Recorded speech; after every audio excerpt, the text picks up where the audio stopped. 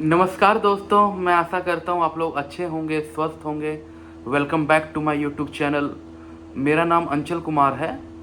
आज का टॉपिक है BSc in anaesthesia technology, bachelor of science in anaesthesia technology, right.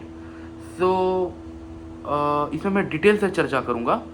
आप मेरे वीडियो में आगे तक बने रहें।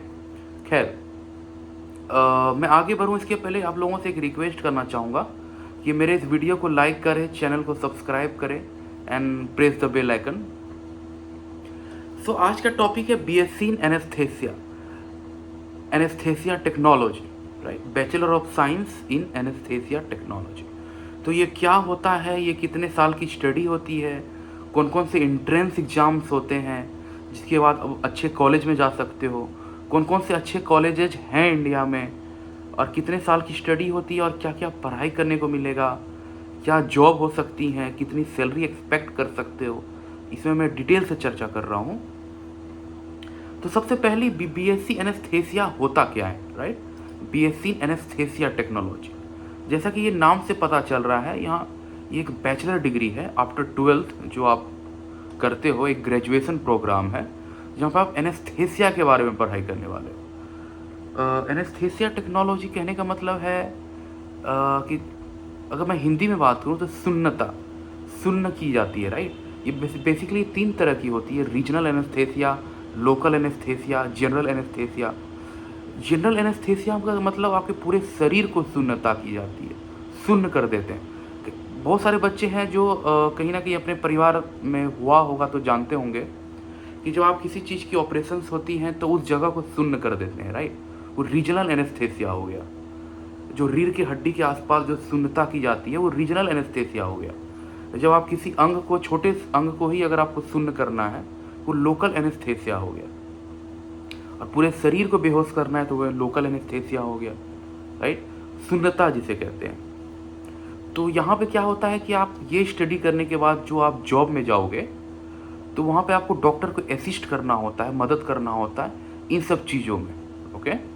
तो ये 3 से 4 साल की स्टडी होती है जहाँ पे आपको एनेस्थेसिया के डॉक्टर को आपको सर्जरी के दौरान, मेडिकल प्रोसीड्योर के दौरान आपको हेल्प करनी होती है, ऑपरेशंस थिएटर में और पेशेंट मॉनिटरिंग में, इमरजेंसी केयर में, ऐसे बहुत सारी चीज़ें जगह। खैर, तो ये इसके लिए आपको 11th एंड 12th में कितनी मार्क्स चाहिए इसकी बात करूं तो आपको मिनिमम 2nd डिवीज़न आना ही आना चाहिए, राइट। हालांकि मैं अपने व्यूअर से ये एक्सपेक्ट करता हूं कि आप कम से कम आप 1st डिवीज़न लाएँ, 60% लाएँ, ताकि क्या होता है कि आपको अच्छी कॉलेज मिल सके, बाद में आपको प्रॉब्लम्स ना हो जॉब के लिए, right.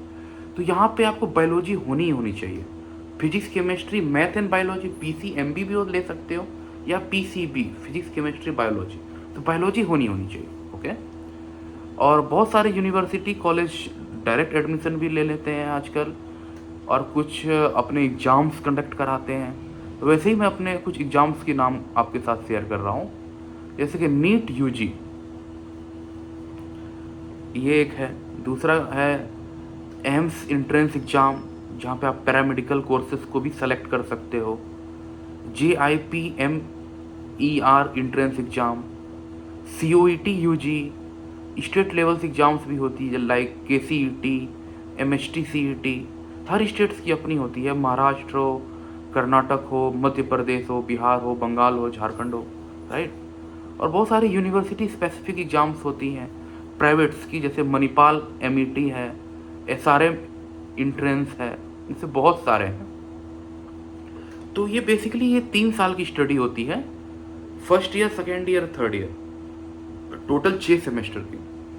1st, 2nd, 3rd, 4th, 5th and 6th 3 साल की स्टडी हो गई, plus 1 year of compulsory internships होंगी आपको 1 साल की, राइट। और ये फुल टाइम स्टडी कोर्सेस है। यहाँ पे आपको क्लासरूम्स भी होंगी, लैब ट्रेनिंग भी होंगी, क्लिनिकल एक्सपोजर भी मिलेगा हॉस्पिटल्स में। जैसा कि मैंने आपको पहले बताया, ये 3 साल की स्टडी होती है। तो ईयर 1 में जो आपको पढ़ाई करने को मिलेगा वो है anatomy, physiology, biochemistry, basic of anaesthesia technology, medical ethics and communications, जो ईयर 2 में आपको पढ़ाई करने को मिलेगा, जैसे कि है pharmacology, microbiology, pathology, applied anaesthesia, clinical practice.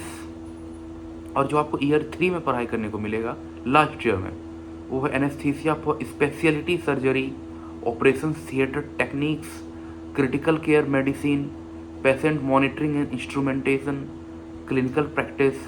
इसके बाद आपको इंटर्नशिप करने को मिलेगी 6 महीने 1 साल, राइट। वहाँ पे आपको हैंड्स ऑन ट्रेनिंग कराया जाएगा ऑपरेशन थिएटर्स में, आईसीयू में, इमरजेंसी में या पेन क्लिनिक्स में। खैर ये तो रहा कि आपको क्या पढ़ाई करने को मिलेगा।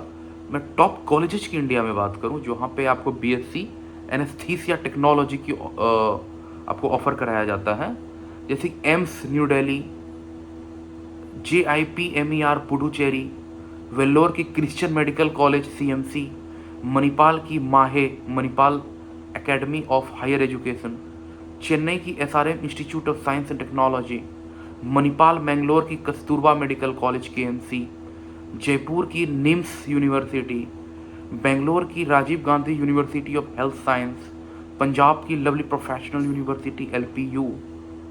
ऐसे बहुत सारे कॉलेजेस इंडिया में हैं। ये मैं कुछ चुनिंदा कॉलेज की बात कर रहा, राइट, जो फेमस है और जिसकी पॉपुलैरिटी ज़्यादा है। खैर करियर अपॉर्चुनिटीज़ की बात करूँ तो जो बच्चे पढ़ाई करके निकलेंगे वो हॉस्पिटल्स एंड क्लिनिक्स में काम कर सकते हैं, ऑपरेशन थिएटर में, ICU में, इमरजेंसी वार्ड्स में, रिसर्च लैब में भी जा सकते हैं। अगर आपको एनेस्थीसिया ड्रग्स टेक्निक्स के बारे में आपको ज़्यादा रिसर्च करनी है, आप मेडिकल इक्विपमेंट कंपनी में भी जा सकते हो, जहाँ पे एनेस्थीसिया के मशीन्स बनती हैं, वेंटिलेटर्स बनती हैं, पेशेंट मॉनिटरिंग सिस्टम्स बनती हैं। या एकेडेमिया रोल में भी जा सकते हो। अगर आपको पैरामेडिकल कॉलेज में पढ़ाना है तो आप मास्टर्स कर लो, PhD कर लो, आप टीचिंग रोल में भी जा सकते हो, आप प्रोफेसर बन सकते हो, आप लेक्चरर बन सकते हो। और हायर स्टडी तो जैसा मैंने आपको बताया कि आप इसके बाद मास्टर्स कर सकते हो, MSc इन एनेस्थीसिया टेक्नोलॉजी कर सकते हो।